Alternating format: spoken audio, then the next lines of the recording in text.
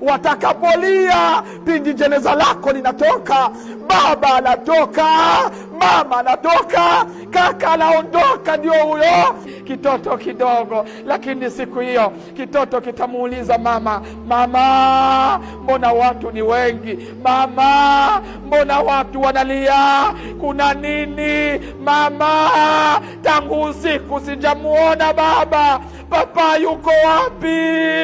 Jeneza hilo, maiti ya baba hiyo, inafunikwa shuka. Kitoto kidogo kinamuuliza mke wako, papa yuko wapi? Mama anakosa pumzi, zinakatika, machozi yanamiminika. Atamjibu nini mtoto?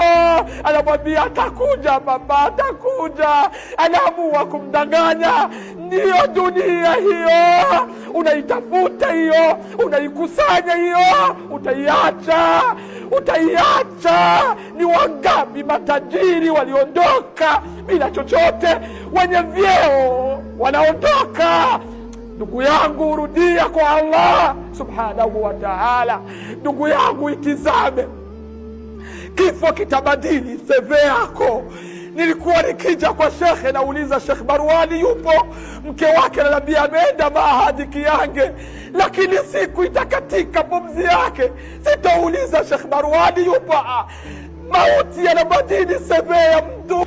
Ndugu yangu, hata kukoga ulikuwa unajikosha mwenyewe, lakini kifo kitakubadilishia mfumo wako wote. Utakoshwa wewe. Ulikuwa unajivisha, utavishwa. Ulikuwa unasali mwenyewe, utaswaliwa. Ndiyo kifo hicho. Utake usitaki, utaondoka tu.